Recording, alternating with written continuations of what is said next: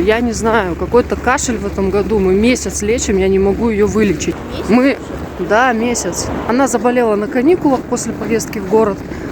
У нее был сухой кашель, потом он прошел. Она походила несколько дней в школу, засопливила, и у нее вместо сухого стал мокрый кашель, который вообще невозможно вылечить. Я решила, что нам надо идти в больницу, к врачу. Лечить это все дело, потому что вообще какой-то странный кашель.